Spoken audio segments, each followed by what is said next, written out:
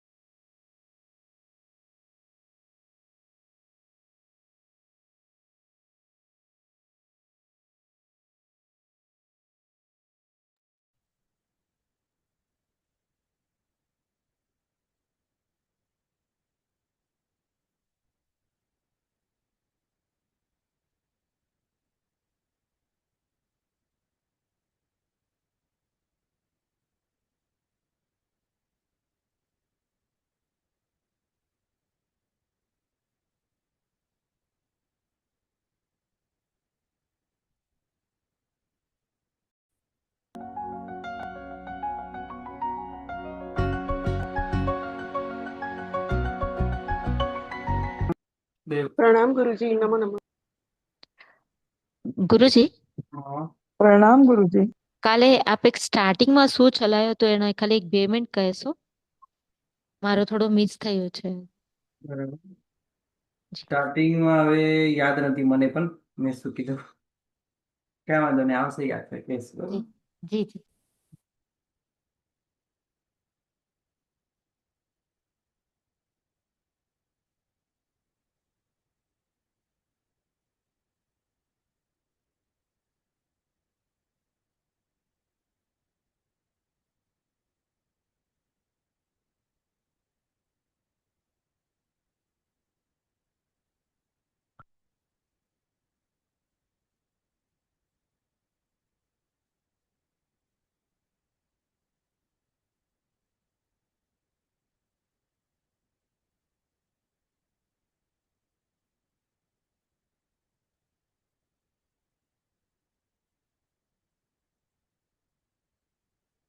આગળ ચાલીએ હવે.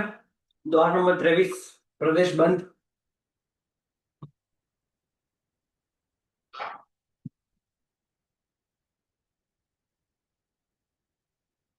પ્રદેશ એટલે જીવ વડે ગ્રહણ કરાતા કાર્બન વર્ગના સ્કંધોના પ્રદેશ.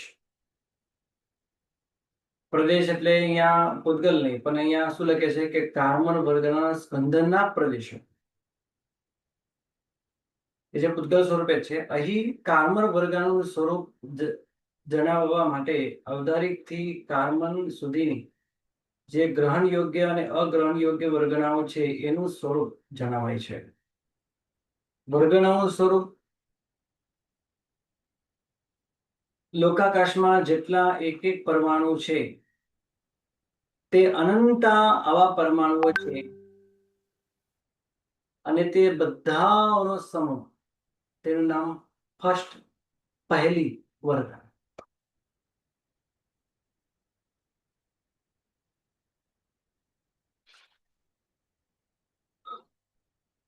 આવા અનંતા વર્ગણાઓને એક વર્ગના કહેવાય છે, ફર્સ્ટ વર્ગના થશે. આગળ બે પ્રદેશ વાળા પણ અનંતા સ્કંધો છે, એ અનંતા સ્કંધોની બીજ વર્ગના.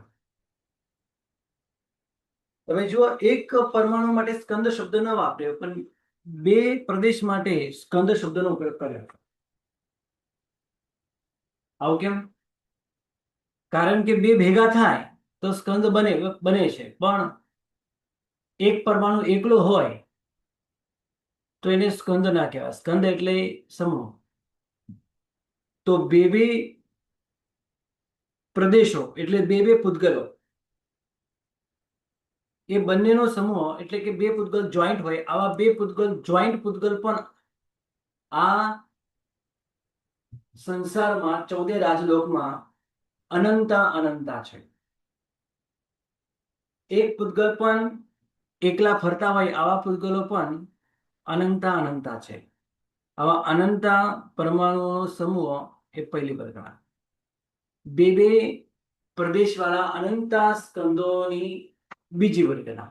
એ જ રીતે 3 પ્રદેશવાળી એટલે એક પ્રદેશ એટલે એક પૂતગલ, આ બીજું પૂતગલ, આ ત્રીજું પૂતગલ, આ 3 પૂતગલો એટલે કે 3 પ્રદેશો નો સમૂહ આ ત્રીજી વર્ગના. આવા પણ અનંત પૂતગલો હોય છે. આ પણ અનંતા હોય છે અને એકલા પૂતગલો ફરતા હોય એ પણ અનંતા હોય છે. આમાં એક પૂતગલ છે, આમાં બે પૂતગલ છે, આમાં 3 પૂતગલ છે. એ જ રીતે એમ એક એક પ્રદેશની વૃદ્ધિ કરતા સંખ્ય પ્રદેશવાળા અનંત સ્કંદોની સંખ્યાતી વર્ગણાઓ છે. એટલે સંખ્યાતી પ્રદેશવાળા હે ને, સંખ્યાતા એવા પ્રદેશવાળા તમે અહીંયા કરોડો સુધી પણ લઈ શકો. કરોડ, અરબ, ખરબ, કોડા કોડી ત્યાં સુધી પણ લઈ જઈ શકો. આવા કોડા કોડી તારાઓનો સમૂહ પૂતગલોનો સમૂહ તે પણ એક વર્ગના છે.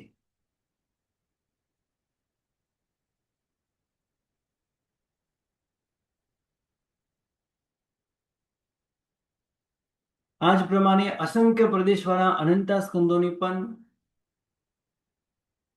અસંખ્યાતી વર્ગણાઓ પડેલી છે. અનંતા પ્રદેશવાળા અનંતા સ્કંદોની અનંતી વર્ગણાઓ પણ પડેલી છે.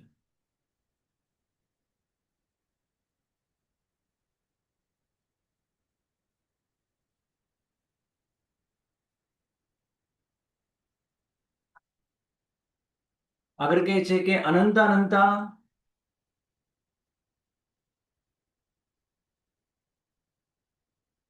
પ્રદેશવાળા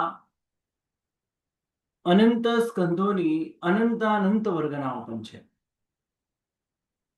આ બધી વર્ગણાઓનો અલ્પ પ્રદેશ, આ બધી વર્ગણાઓ એ અલ્પ પ્રદેશ વાળી કહેવાય અને અગ્રાહ્ય કહેવાય અને સ્થૂલ હોવાથી ઔદારિક માટે અગ્રહણ યોગ્ય છે. અને આ અગ્રહણ યોગ્ય વર્ગણાઓને ઓળંગીને અભવ્ય કરતા અનંત ગુણ અને સિદ્ધના અનંતમાં ભાગ જેટલા પ્રદેશવાળા સ્કંદોની વર્ગણા તે ઔદારિકને જગન્યમાં જગન્ય ગ્રહણ યોગ્ય વર્ગણાઓ કહેવાય. એટલે એકથી આપણે સ્ટાર્ટ કરીએ તો એક પૂતગલો પણ અનંતા છે. બે પૂતગલો ભેગા થયા હોય એવા પણ બે બે પૂતગલોનો સમૂહ અને આવી વર્ગણાઓ પણ અનંત છે, અનંતી છે. 3 પ્રદેશવાળી વર્ગણાઓ પણ અનંતી છે.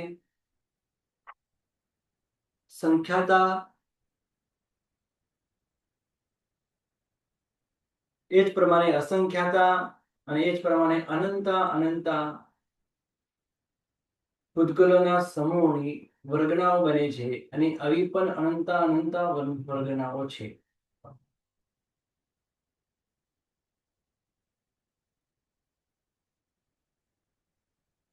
અને આવી અનંતા અનંતા વર્ગણાઓ આકાશમાં પડેલી છે પણ એ બધી અગ્રહણ યોગ્ય છે. એટલે કે એને કોઈ ગ્રહણ કરતું નથી.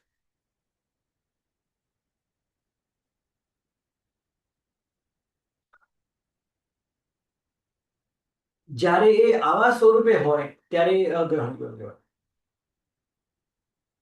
પણ અનંત અનંત વર્ગણાઓ એટલે અનંત અનંત પ્રદેશોનો સમૂહ અને બીજો અનંત અનંત પ્રદેશોનો સમૂહ આ બંને ભેગા થઈ જાય તો ગ્રહણ યોગ્ય પણ બની જાય. એક ગ્રહણ યોગ્ય પણ બને.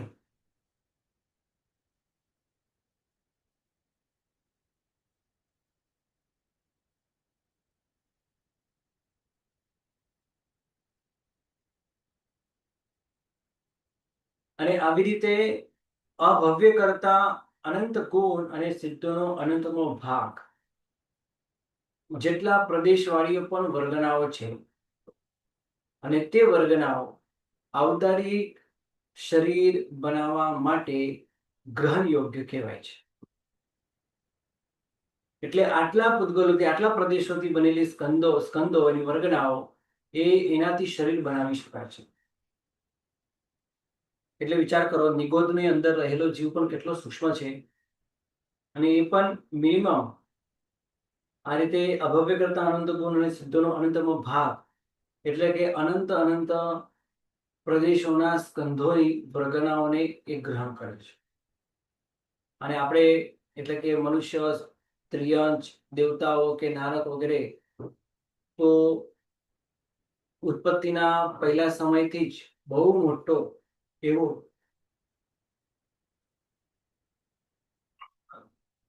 પૂતગલોના સમૂહ, એટલે કે અનંત પ્રદેશો વાળા પૂતગલોના સમૂહને એક ગ્રહણ કરે છે. બરાબર? ગુરુજી, હા, બોલો. ગુરુજી, હવે આપ કીધું ને કે પૂતગલો ઘણા છે, પણ એ ગ્રહણ થતા નથી કારણ કે એ ઔદારિકને અગ્રાહ્ય છે. બરાબર. ગુરુજી, એ ગ્રહણ થતા નથી કે એનામાં ઔદારિક માટે ગ્રહણ થવાની શક્તિ નથી? શક્તિ તો છે, પણ અત્યારે એનું તો એવું સ્વરૂપ નથી કે એને ગ્રહણ કરી શકે. હવે મારે આવદારિક શરીર બનાવવું છે, તો આવદારિક શરીર બનાવવા માટે આટલા પૂતગલોનો તો સમૂહ, એટલે આટલી તો વર્ગનાઓ મને જોઈએ, તો હું શરીર બનાવી શકું. એટલે ક્વોન્ટિટી એટલી નથી કે હું ઔદારિક માટે એને ક્વોન્ટિટી એટલી નથી. ખ્યાલ આવે? ક્વોન્ટિટી એટલી નથી. પણ મેં હમણાં કીધું ને કે અનંત પૂતગલ અને બીજા અનંત પૂતગલ, બંને અનંત પૂતગલ ભેગા થઈને અભવ્ય કરતા અનંત ગુણ અને સિદ્ધો અનંતમાં ભાગ થઈ જાય, તો એ જ પૂતગલો ગ્રહણ યોગ્ય પણ બની જાય. જી. એટલે આટલા ઓછા પૂતગલો કોઈ મનુષ્ય ગ્રહણ કરતો નથી, કોઈ દેવ ગ્રહણ કરતો નથી. જી.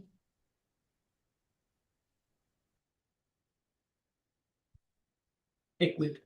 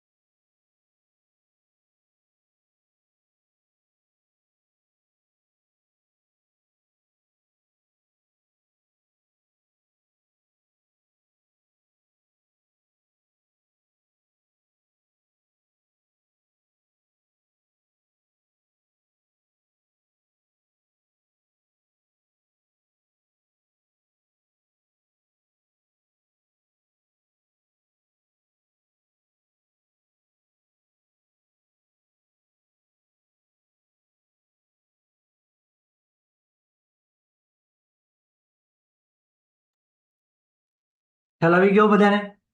ખ્યાલ ના આવે તો પૂછો.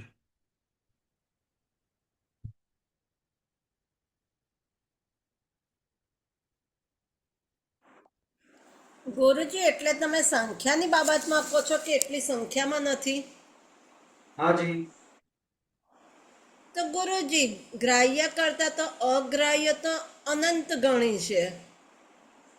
એ વાત તમારે આગળ આવે છે. એની કલ્પના તમે આગળ કરો, અત્યારે ન કરતા.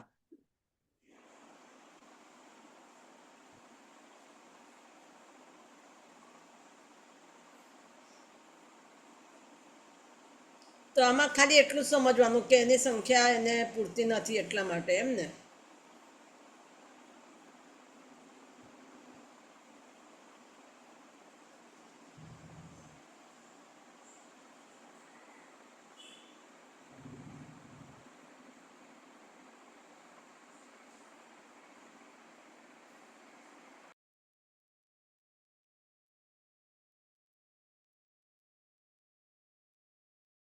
આ પ્રમાણે અનંતા અનંતા પૂતગલો એટલે એક પૂતગલ પણ અનંતા છે, બે પૂતગલો પણ અનંતા છે, ત્રણ પૂતગલો પણ અનંતા છે, ચાર પૂતગલો પણ અનંતા છે, પાંચ પૂતગલોનો સમૂહ પણ અનંત છે.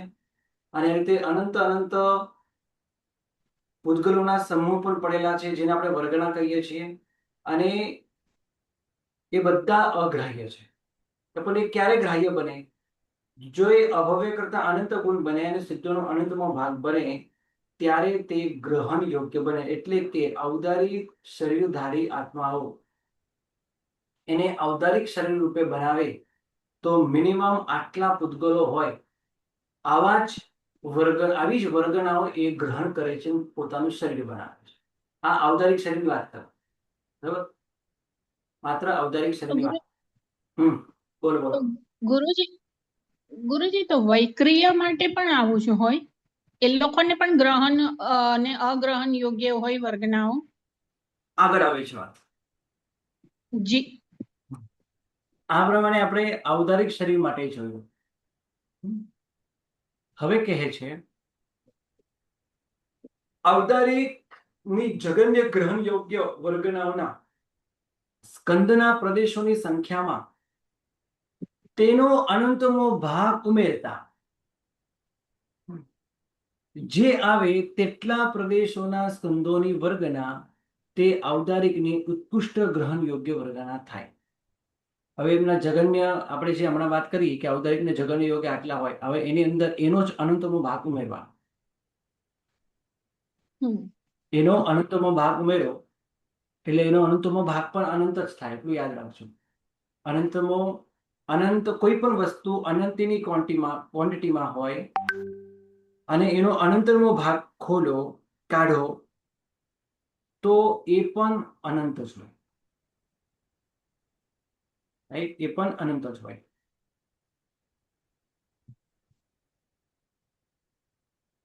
ધારો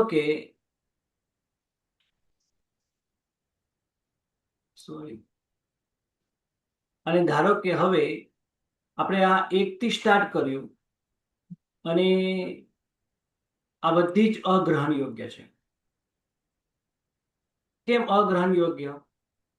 કારણ કે આટલા ઓછા પૂતગલો કોઈ ગ્રહણ કરતું નથી. આટલા ઓછા પૂતગલો એટલે આટલા ઓછા પૂતગલોથી બનેલા સ્કંદો એની વર્ગણાઓને ગ્રહણ કોઈ કરતું નથી. એટલે આ જે છે હવે જે આવે છે આ નંબરની કે જે સિદ્ધનો અનંતમો ભાગ છે અને અભવ્ય કરતા અનંત ગુણ છે એવી આ સંખ્યા છે, એને ગ્રહણ કરે છે. અને આ જગન્ય છે. ઔદારિકને જગન્ય ગ્રહણ યોગ્ય વર્ગણાઓ બનેલી છે. હવે માનીને ચાલે કે અહીંયા અભવ્યની સંખ્યા જે છે એ 80 નંબર ઉપર હોય, અભવ્ય 80 છે અને સિદ્ધ જે છે 150 છે અને એનો અનંતમો ભાગ એટલે સિદ્ધનો અનંતમો ભાગ એટલે 100 છે. એટલે મિનિમમ 100 પૂતગલથી ભેગા થયેલી વર્ગનાઓ એ સ્કંધો ગ્રહણ યોગ્ય બને છે, કે જે 80 થી વધારે છે અને 150 થી ઓછા છે. આ ગ્રહણ યોગ્ય બને. આ સર્વથી જગન્ય. અને હવે આ 100 નો અનંતમો ભાગ. હવે અનંતમો ભાગ એટલે આપણે ચાલીએ કે અનંતમો ભાગ ઉમેરવાનો, એનો મતલબ આપણે 20 ઉમેરવાના.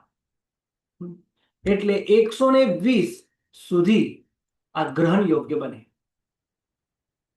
120 સુધી એ ગ્રહણ એટલે 100 પૂતગલનો સમૂહ પણ ગ્રહણ કરી શકે છે, 101 પણ કરી શકે, 102 પણ કરી શકે, 103, 4, 5, 6, 7, 8, 9, 10, 11, 12, 13, 14 એમ 20 સુધી પહોંચે. 120 પૂતગલોનો સમૂહ એકઠો થાય તો એ ગ્રહણ યોગ્ય બને ઔદારિક માટે. આ ઉત્કૃષ્ટ છે. હવે એનાથી એક પૂતગલ પણ વધારે બને, એડ થઈ જાય 121 પૂતગલો એટલે પ્રદેશોનો સમૂહ, એની વર્ગના એ ગ્રહણ યોગ્ય બનતી નથી ઔદારિક શરીર માટે. ઔદારિક શરીર માટે એટલે આ પણ 1 થી લઈને 99 એ પણ અગ્રહણ યોગ્ય હતી અને 121 થી માંડી 150 કે એના ઉપરના એ પણ બધી કેવી? અગ્રહણ યોગ્ય. એટલે વચ્ચેની કેટલી ગ્રહણ યોગ્ય બની? તો 100 થી માંડી 121 120 સુધી, એટલે ટોટલ કેટલી? તો 21. આટલી જ ગ્રહણ યોગ્ય બની. કોના માટે? તો ઔદારિક માટે. હવે ફરીથી આ જ ગણિત આવશે. હવે આ તમે યાદ રાખજો, હું તમને સમજાવી દઉં કે હવે અહીંયા અગ્રહણ યોગ્ય, વચ્ચે થોડી ગ્રહણ યોગ્ય, રાઈટ? આ ગ્રહણ યોગ્ય બની, આ અગ્રહણ યોગ્ય બની, ફરીથી અગ્રહણ યોગ્ય આવી, અને એ પછી વૈક્રિયને આ ગ્રહણ યોગ્ય કોના માટે? તો ઔદારિક માટે.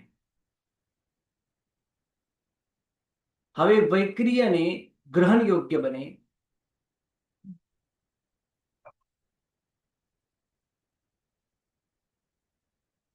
આ બધી વૈક્રિયને ગ્રહણ યોગ્ય, એટલે આ અગ્રહણ યોગ્ય, અગ્રહણ યોગ્ય, વચ્ચે ગ્રહણ યોગ્ય, ઔદારિક ને ગ્રહણ યોગ્ય. હવે અહીંયા અગ્રહણ યોગ્ય અને પછી ફરીથી વૈક્રિયને, એટલે ગ્રહણ યોગ્ય આવશે પણ વૈક્રિયને ગ્રહણ યોગ્ય, અને ફરીથી અગ્રહણ યોગ્ય આવશે, પછી ઔદારિક શરીર બનાવવા માટે ગ્રહણ યોગ્ય, ફરીથી અગ્રહણ યોગ્ય, આ અગ્રહણ યોગ્ય, વચ્ચે ગ્રહણ યોગ્ય. બસ આ જ ગણિત ચાલશે. ઔદારિક, વૈક્રિય, આહારક. ઔદારિક નહીં, અહીંયા આહારક. એટલે ઔદારિક, પછી વૈક્રિય, પછી આહારક, પછી આગળ શ્વાસોશ્વાસ, ભાષા, મન, કર્મ, છેલ્લે સૌથી કારણ આવશે. એટલે આપણી પાસે 8 નંબર છે આવા. નામ બોલતા જાવ યાદ હોય તો. ઔદારિક શરીર, પછી વૈક્રિય શરીર, આહારક શરીર, તેજસ. પછી તેજસ. શ્વાસોશ્વાસ, પછી શ્વાસોશ્વાસના પૂતગલ લેવાના, પછી પછી ભાષા, શ્વાસોના લેવાના, પછી મન, પછી મનના લેવાના, પછી તેજસના લેવાના, પછી છેલ્લે કર્મના લેવાના. એટલે 1 2 3 4 5 6 7 અને 8. અને આ 8 જે થયા એની આગળ પાછળ અગ્રહણ યોગ્ય વર્ગનાઓ હોય, એ અગ્રહણ યોગ્ય હોય. એટલે 8 દુ 16 થયા. કેટલા ભેદો થયા? એમાંથી 8 ગ્રહણ યોગ્ય અને 8 અગ્રહણ યોગ્ય થયા. આ બંને વચ્ચે, આ બંને વચ્ચે, આ બંને વચ્ચે અગ્રહણ યોગ્ય. હવે 8 છે તો અંતરા કેટલા થયા? 7. તો 7 અગ્રહણ યોગ્ય, અને 1 થી માંડીને અનંત એ પણ અગ્રહણ યોગ્ય હતું. અને આગળ પણ હજી કાર્બન વર્ગના, તે એનાથી પણ અગ્રહણ યોગ્ય કાર્બન વર્ગના પણ હોય. એટલે એટલી બધી ક્વોન્ટિટીમાં પડેલા હોય કે કાર્બન યોગ્ય બનતી, કાર્બન શરીરને બનાવવા માટે ગ્રહણ યોગ્ય બનતી નથી. એટલે 8 દુ 16 ગણાય છે. કેટલા ગણાય? 16. હજી એક પ્લસ કરો તો 17. ગ્રહણ યોગ્ય, અગ્રહણ યોગ્ય, ગ્રહણ યોગ્ય, અગ્રહણ યોગ્ય. એટલે આ અગ્રહણ યોગ્ય એટલે બધા માટે અગ્રહણ યોગ્ય. પહેલા અગ્રહણ યોગ્ય, અને પછી ગ્રહણ યોગ્ય, પછી ફરીથી અગ્રહણ યોગ્ય, ફરીથી ગ્રહણ યોગ્ય, અગ્રહણ યોગ્ય, ફરીથી ગ્રહણ યોગ્ય, પછી અગ્રહણ યોગ્ય. હવે અગ્રહણ યોગ્ય જે બતાવી, આ 1 થી માંડીને અનંત હતી એ અગ્રહણ યોગ્ય હતી, અને પછી ગ્રહણ યોગ્ય આવી એ ઔદારિક માટે ગ્રહણ યોગ્ય હતી. બાકી બધા માટે તો અગ્રહણ યોગ્ય જ છે. પછી જે અગ્રહણ યોગ્ય હતી એ ઔદારિક માટે પણ અગ્રહણ યોગ્ય છે, અને વૈક્રિય માટે પણ અગ્રહણ યોગ્ય છે. આવું કેમ? કારણ કે ઔદારિક એ પૂતગલોમાંથી હું ઔદારિક શરીર બનાવવા જાઉં તો નહીં બને, કારણ કે બહુ બધી ક્વોન્ટિટી છે પૂતગલો, એટલે ન બની શકે. આ તો વૈક્રિય શરીર કેમ ન બની શકે? તો વૈક્રિય શરીર એટલા માટે ન બની શકે કારણ કે વૈક્રિય શરીરને તો એના કરતા પણ વધારે પૂતગલોની જરૂર પડે, ત્યારે એ ગ્રહણ યોગ્ય બને. એટલે કોઈ જીવ વૈક્રિય શરીર બનાવતો હોય તો એને તો ખૂબ વધારે પૂતગલો જોઈએ. આટલા પૂતગલોથી ના કામ ચાલે.